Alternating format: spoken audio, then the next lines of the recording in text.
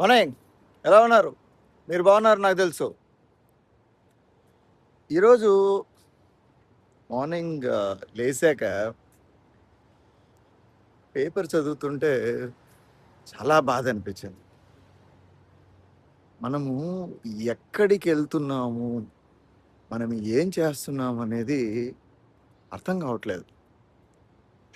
10th class చదివే పిల్లవాడు 27 పోట్లు ప్రిన్సిపల్ని కూర్చాడు. అంటే ప్లాండ్గా రెక్కీ చేసి ఎంత కసి ఉంటే ఆ విధంగా చేస్తారు. మనం మనం పిల్లలు ఎలా వెళ్తున్నారు అనేది మనం అబ్జర్వ్ చేయాలండి. ఇప్పుడు ఏమవుతుందిరా అంటే మనం చిన్నప్పుడు లేదా మేము చిన్నప్పుడు ఒక యంగర్ ఏజ్లో ఉన్నప్పుడు కూడా ఫ్యామిలీ కనెక్షన్ అనేది చాలా ఎక్కువగా ఉండేది. డిస్ట్రాక్షన్ అవ్వడానికి స్కోప్ ఉండేది కాదు.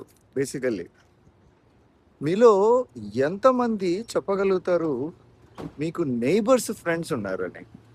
చిన్నపిల్లలు ఎక్స్పెషల్ అంటే బెస్టీస్ అంటాం కదా, అలా ఎంతమందికి ఉంటారు ఇప్పుడున్న జనరేషన్లో? కాస్తో కూస్తో అయితే గీతే మనకు ఆ స్కూల్లో ఉంటారు. బికాస్ చాలా వరకు స్కూళ్ళల్లో ఇప్పటికీ మొబైల్ అవి అలౌ చేయలేదు కాబట్టి. కానీ ఇప్పుడున్న పరిస్థితుల్లో అవకాశాలు మిగతా జనరేషన్ మిగతా విధంగా ఫ్రెండ్స్ అయ్యే అవకాశాలే లేకుండా అయిపోయాయి. అంటే బేసికల్లీ మనం ఏం చేస్తున్నాము, పిల్లలకు ఒక సొసైటీ పరంగా కనెక్షన్, ఒకరితో ఒకరు మాట్లాడుకోవడం, మంచి చెడు అనేది లేకుండా అయిపోయింది. నెంబర్ 2, ఫ్యామిలీ మెంబర్స్ కూడా నలుగురు కూర్చుంటే every person will have phone in their hand. దుర్మార్గం అయిపోతుంది. పేరెంట్స్గా ఇది మన బాధ్యత. మనం చాలా జాగ్రత్తగా పిల్లలని మేనేజ్ చేయాల్సిన అవసరం ఉంటుంది.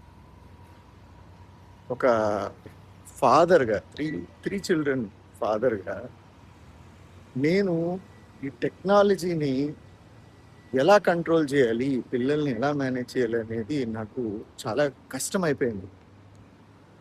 బట్ అదే టెక్నాలజీని ఉపయోగించుకొని నేను I can say proudly that నా ఇద్దరు పెద్ద పిల్లలు ఈరోజు ఆల్మోస్ట్ 18+ అయిపోయారు, 20+ అయిపోయారు, మేనేజ్ చేయగలిగాను.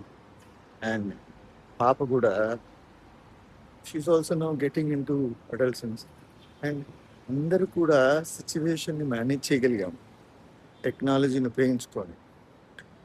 పిల్లలు మొబైల్ అడగడం కామన్, కానీ మనం దాన్నే ఎలా కంట్రోల్ చేయాలి? ఐ థింక్ మీకు తెలిసే ఉంటుంది, కానీ చాలామందికి ఈ పాయింట్ వాడిండారు. గూగుల్లో ఫ్యామిలీ ఆప్షన్ ఉంటుంది. మనం ఏం చేయొచ్చు అంటే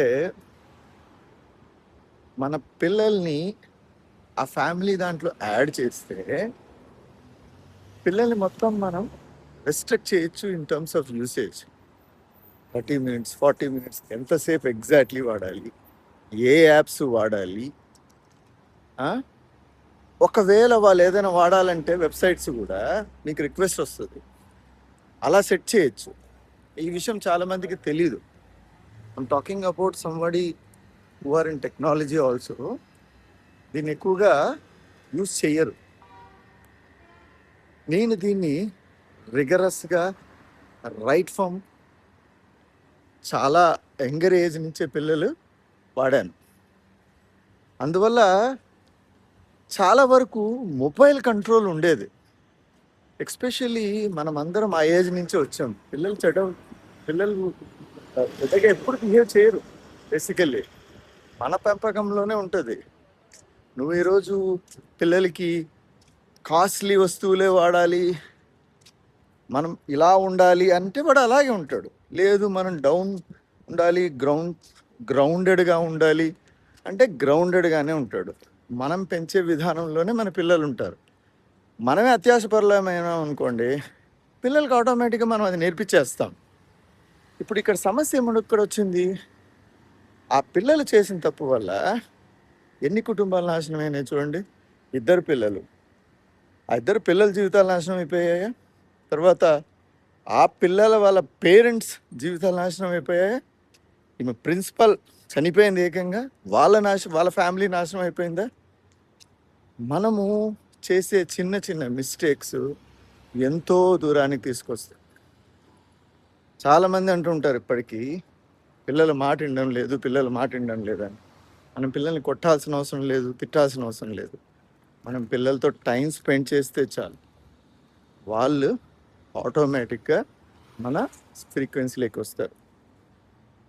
ఆ విషయంలో వైఫ్ కానీ హస్బెండ్ కానీ ఖచ్చితంగా ఒకరు ఓనర్ ఉంటారు. ఆ పర్సన్ ఎవరు ఉన్నారు అనేది ఇంపార్టెంట్ ఫ్యామిలీలో. హెడ్ ఆఫ్ ద ఫ్యామిలీ అంటే హస్బెండే కావాల్సిన అవసరం లేదు, వైఫే కావాల్సిన అవసరం లేదు. కొన్ని సందర్భాలు అంటే బేస్డ్ ఆన్ ఇన్కమ్ కాదు నేను చెప్పేది, జనరల్గా యూ నో దట్ రైట్. మన ఫ్యామిలీస్లో మనం యంగర్ జనరేషన్లో ఉన్నప్పుడు చాలా హౌసెస్లో డిసిప్లిన్ మదర్ తీసుకొస్తారు, చాలా హౌసెస్లో డిసిప్లిన్ ఫాదర్ తీసుకొస్తారు.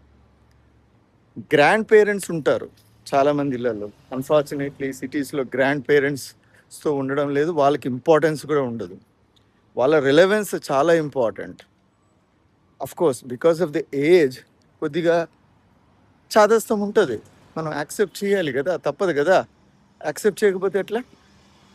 ఆ చాదస్తంలో నుంచే డిసిప్లిన్ వస్తుంది. చాదస్తం అంటేనే డిసిప్లిన్. సో నేను నా లైఫ్లో నేను అర్థం చేసుకునేది ఏంటంటే, సక్సెస్ అయిన వాళ్ళందరూ కూడా వాళ్ళ parents, one of the person will be very strict. Societal విలువలు తెలిసిన వాళ్ళు ఉంటారు, ఫాలో అవుతారు.